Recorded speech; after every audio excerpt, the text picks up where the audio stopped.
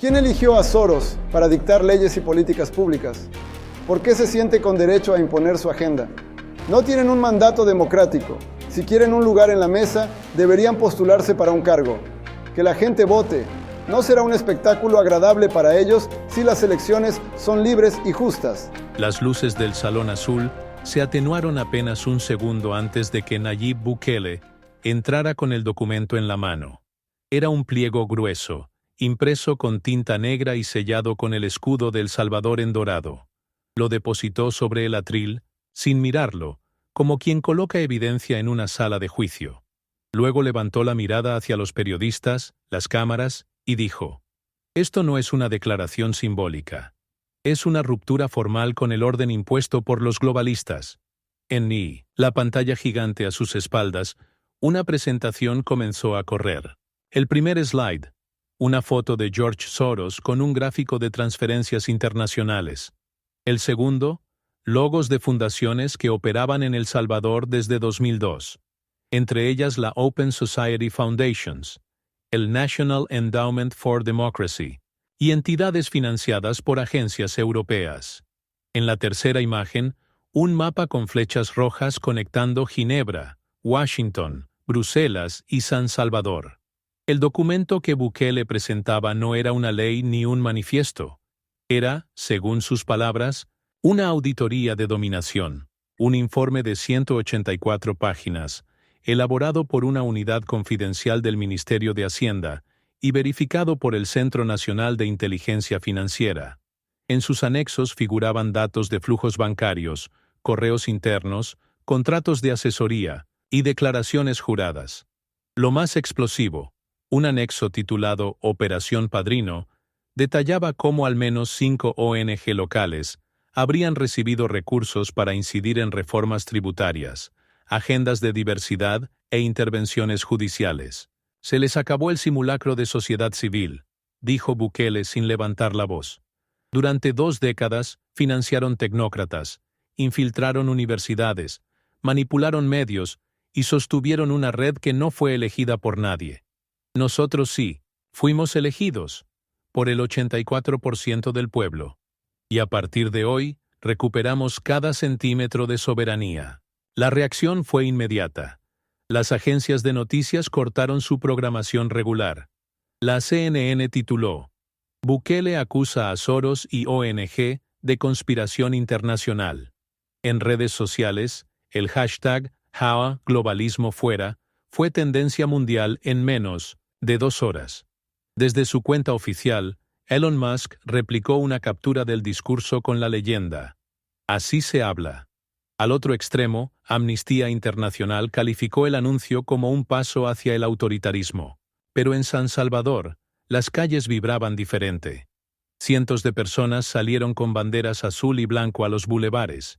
En el centro histórico, un mural espontáneo cubrió la fachada de una antigua sede de fundación extranjera. Un puño rompiendo una red de logos y dólares. La leyenda: nadie votó por ellos. En paralelo, el Ministerio de Economía anunció una medida complementaria: la revocación inmediata del estatus de exención fiscal a todas las ONG financiadas con fondos provenientes de estructuras extranjeras, no gubernamentales. No se trata de una persecución, se trata de transparencia fiscal, dijo la ministra en conferencia de prensa. Bukele no se detuvo ahí. En una segunda intervención, esta vez desde el Centro Bitcoin, hizo una declaración económica sin precedentes. El Salvador no solo rompe con los globalistas, rompe también con el mito de que los impuestos y la deuda son la única forma de sostener una economía. Exhibió datos. Mientras Estados Unidos había impreso $3.3 billones en los últimos 3 años, El Salvador había reducido su dependencia del dólar con adquisiciones estratégicas de Bitcoin. Presentó gráficas con curvas descendentes de deuda externa, respaldadas por datos del Banco Central. Nos decían locos por comprar un Bitcoin diario. Hoy somos el país con mayor estabilidad monetaria relativa en la región. La declaración cerró con una advertencia al Fondo Monetario Internacional. No vamos a recibir recetas de quienes financiaron a quienes ahora denunciamos. El tiempo de las imposiciones ha terminado. En el Congreso, la oposición intentó responder. Arena emitió un comunicado pidiendo una comisión internacional. El FMLN denunció que la narrativa del enemigo externo escondía la verdadera agenda de concentración de poder. Pero ninguno de sus portavoces logró convocar una sola conferencia con impacto real. Los titulares se habían desplazado. El debate ya no era si Bukele era autoritario. Era si había desenmascarado un modelo global de control sin urnas. Al cierre del día, el canal estatal transmitió un documental de 1 hora titulado El experimento salvadoreño, soberanía o sumisión. Imágenes de campañas del FMI, de reuniones de Davos y de discursos de Soros se intercalaban con escenas de familias salvadoreñas usando billeteras digitales. Un narrador cerraba diciendo: «Nos llamaron peligrosos por querer ser libres». Esa noche, sobre la fachada del Palacio Nacional, se proyectó una sola palabra: independientes. La operación comenzó antes del amanecer. Un convoy de vehículos todoterrenos sin emblemas cruzó discretamente la 25 Avenida Norte, hasta llegar al edificio donde funcionaba la sede central de la Fundación Ideas Abiertas. Fiscales y agentes del Departamento de Delitos Económicos ingresaron, con una orden de allanar por presunto financiamiento ilícito y omisión tributaria sistemática. En menos de 40 minutos, incautaron discos duros, registros de transferencias, memorias USB y documentos contables vinculados a desembolsos desde la Open Society Foundations y la Agencia Sueca de Cooperación. El caso fue presentado ante la Fiscalía, como parte de un expediente más amplio, Dossier Hermes. El pliego incluía al menos 19 organizaciones que habrían actuado como nodos operativos en una red de influencia internacional. Las evidencias principales: transferencias fraccionadas a través de entidades pantalla, pagos a consultores extranjeros y un sistema de monitoreo de narrativas digitales. El componente más sensible era una serie de correos cifrados en los que se discutía la necesidad de contener el discurso soberanista a través de plataformas de juventud, universidades y medios emergentes. En una audiencia informativa, la fiscal jefe del caso, Mariana García Cáceres, declaró: «No estamos criminalizando la ayuda externa. Estamos evidenciando una estrategia deliberada de captura institucional financiada desde fuera». En paralelo, la Dirección General de Impuestos lanzó una auditoría especial sobre el 100% de los fondos internacionales canalizados en El Salvador desde 2001. En el mismo día, el Ministerio de Educación anunció la suspensión de 3 convenios con entidades extranjeras que promovían currículos de género y reformas educativas no alineadas con los planes nacionales. «No vamos a permitir que ideologías foráneas reemplacen nuestros valores», dijo la ministra en cadena nacional. Bukele, por su parte, tomó la palabra desde una reunión con jóvenes empresarios en Bitcoin City. En medio de un escenario iluminado por pantallas LED, afirmó: «Nos dijeron que la independencia era imposible. Nos vendieron que sin el FMI, sin USAID, sin sus expertos, nos hundiríamos. Hoy somos el país con la moneda más resistente al colapso del sistema fiduciario global. Porque no imprimimos dólares. Compramos libertad». La frase fue replicada por cuentas oficiales del gobierno y traducida al inglés, francés y mandarín. Al cierre del día, había acumulado 8,7 millones de visualizaciones. Los voceros de Casa Presidencial confirmaron que la estrategia de comunicación incluiría una gira internacional para presentar el modelo salvadoreño de independencia fiscal y soberanía política. Las reacciones llegaron rápido. El Departamento de Estado norteamericano emitió un comunicado breve: «Seguimos de cerca la situación y reiteramos nuestro apoyo a la sociedad civil». Desde Bruselas, la Comisión Europea expresó preocupación por el impacto en los mecanismos de cooperación técnica y democrática. Pero en Budapest, el portavoz del gobierno húngaro publicó: «Bukele está haciendo lo que nadie se atrevió: romper la cadena de la servidumbre disfrazada de ayuda». En El Salvador, el impacto se sintió en todas las capas. 7 universidades, Privadas suspendieron actividades extracurriculares relacionadas con fondos internacionales. 3 radios comunitarias se declararon en cese indefinido. El Consejo Nacional de Rectores emitió una declaración pública en la que pedía un marco de garantías institucionales. Bukele respondió en Twitter: "Los rectores no fueron elegidos por el pueblo. Nosotros sí". Un cable interno filtrado por un extrabajador del Ministerio de Relaciones Exteriores reveló que se analizaba suspender o renegociar 23 convenios bilaterales que implicaban cláusulas de armonización institucional. Según la clasificación, esas cláusulas eran utilizadas para condicionar reformas legales, nominaciones judiciales y orientaciones fiscales. A nivel judicial, la Corte Suprema recibió una demanda de inconstitucionalidad contra la nueva ley de financiación transnacional, pero fue rechazada por unanimidad, con un fallo que declaraba: la autodeterminación no puede ser renunciada por convenios no votados. En la Asamblea Legislativa, Nuevas Ideas propuso una reforma complementaria: la creación de un registro nacional de agentes de influencia externa. Las organizaciones, medios o individuos que recibieran fondos o directrices del extranjero deberían registrarse y reportar actividades trimestralmente. Las sanciones incluían suspensión de operaciones y penas de hasta 10 años por falsedad. Pero no todos se replegaron. Un grupo de estudiantes de la Universidad Centroamericana organizó un foro clandestino titulado Democracia sin dueños. Un manifiesto circulaba por canales cifrados. No se trata de defender ONG, se trata de defender la posibilidad de pensar, sin permiso. En la frontera con Honduras, una camioneta fue detenida con cajas llenas de folletos sin logos. En su interior, panfletos denunciaban la dictadura financiera del Bitcoin. Se inició una investigación por ingreso de propaganda extranjera sin autorización. La Dirección de Migración activó controles especiales. En una entrevista nocturna, el presidente cerró el día con una frase contundente: "No vamos a perder el país por miedo a hashtags. Esta es una revolución de datos, de blockchain y de pueblo. El que quiera influir, que se presente a elecciones, no a fundaciones". Esa noche, una proyección iluminó la fachada del Ministerio de Hacienda. Una bandera de El Salvador digitalizada y la consigna: "Ni deuda ni dueños". 3 días después del operativo masivo contra las ONG, un paquete anónimo llegó a la redacción del periódico oficialista Pueblo Soberano.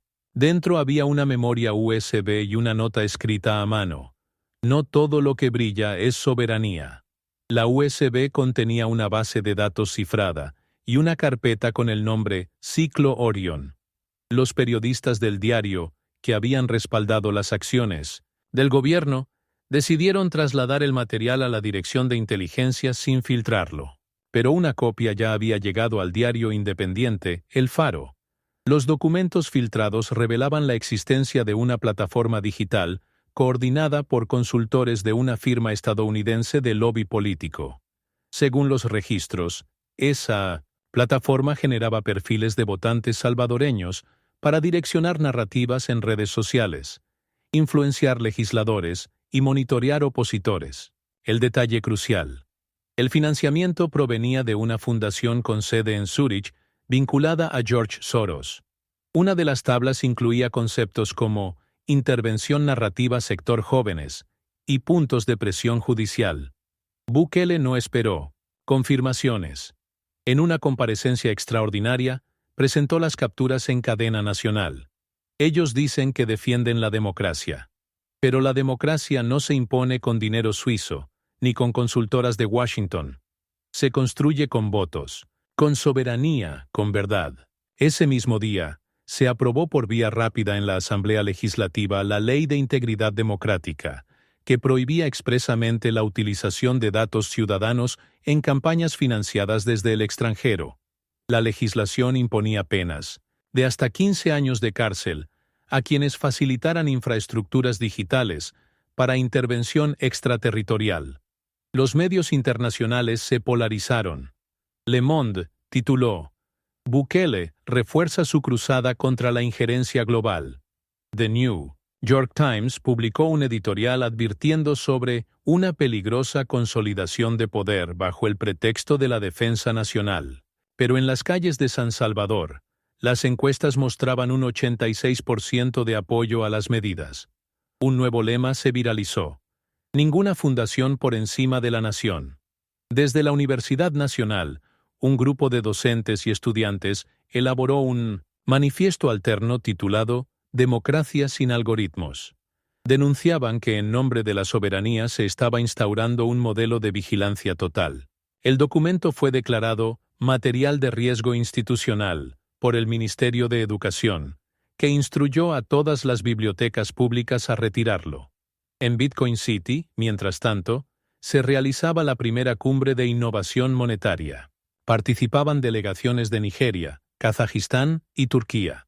Bukele aprovechó para mostrar un dashboard con datos en tiempo real: ingresos por turismo cripto, nuevas inversiones y la reducción del uso de dólares en transacciones internas.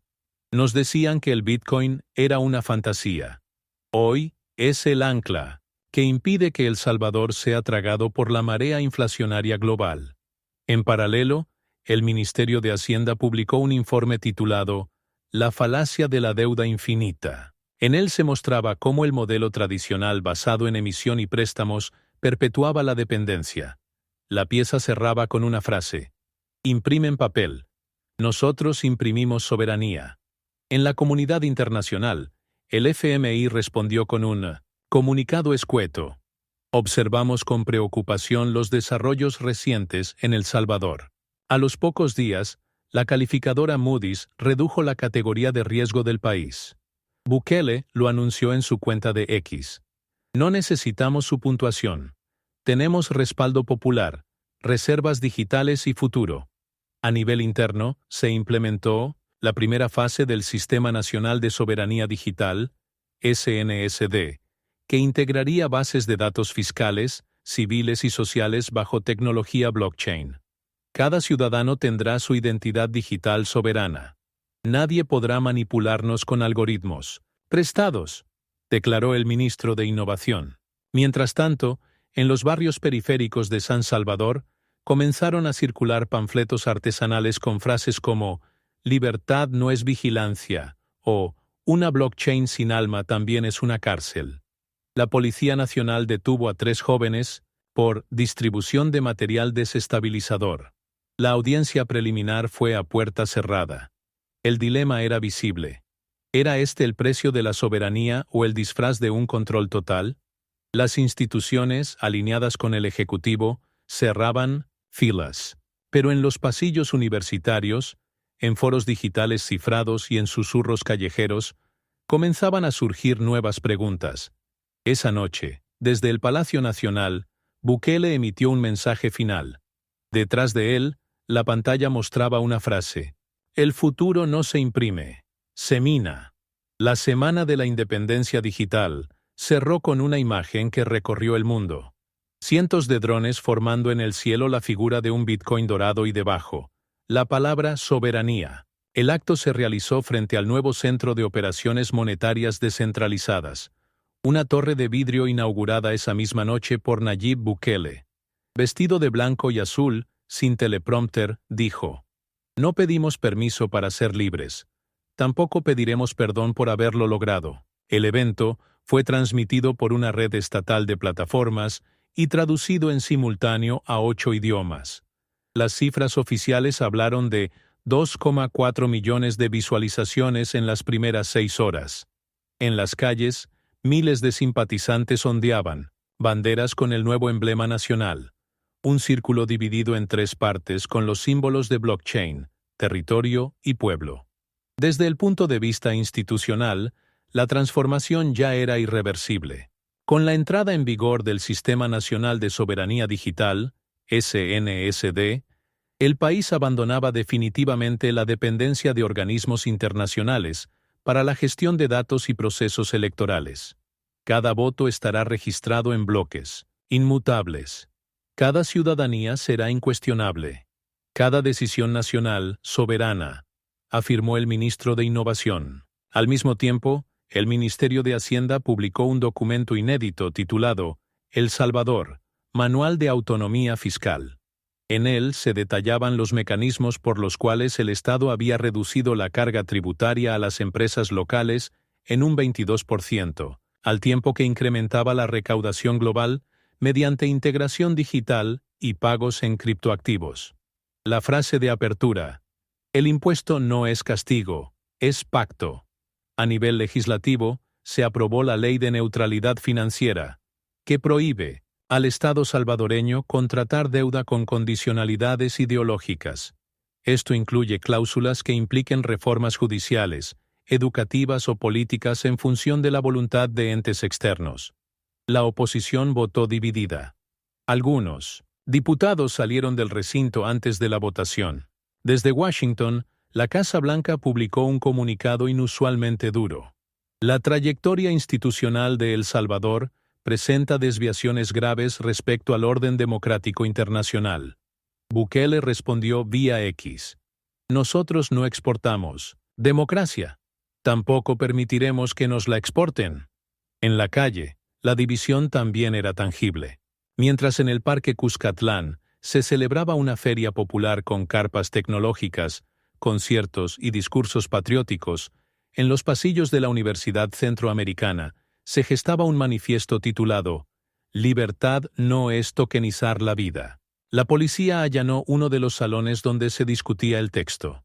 Fuera del país, la narrativa también se bifurcaba.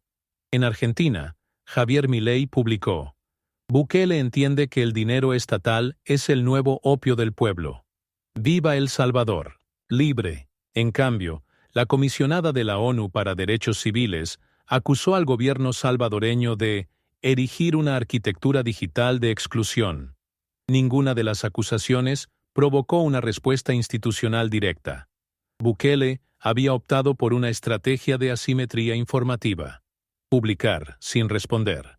Mientras tanto, la economía mostraba cifras contradictorias. Por un lado, el desempleo juvenil caía un 12%. Por otro, la inflación en productos básicos aumentaba por la volatilidad del Bitcoin. En una conferencia, el viceministro de Economía afirmó: el precio de aprender a caminar sin muletas es tropezar algunas veces, pero nunca más volveremos a arrastrarnos. En sectores de la prensa independiente, comenzaba a hablarse de un nuevo tipo de censura: la financiera. Un informe del colectivo Red Phoenix reveló que al menos 14 medios habían perdido acceso a sus cuentas bancarias tras ser incluidos en el registro de agentes de influencia externa. La justificación oficial era incumplimiento administrativo, pero los medios hablaban de represalia encubierta. En la Asamblea, se conformó una comisión de observación cívica compuesta por ciudadanos elegidos digitalmente mediante voto blockchain. Sería el nuevo mecanismo de auditoría de decisiones legislativas. El pueblo fiscaliza al pueblo. Esa es la democracia descentralizada, declaró Bukele. Al cierre de la semana, la Fundación Nacional de Desarrollo cerró sus operaciones. Su último comunicado fue una frase breve: fuimos necesarios en la oscuridad. Hoy hay demasiada luz. Esa noche, sobre la cúspide del Palacio Legislativo, se proyectó una nueva imagen: una urna electrónica con cadenas rotas. Debajo, una frase: la República está encendida, y nadie la pudo apagar.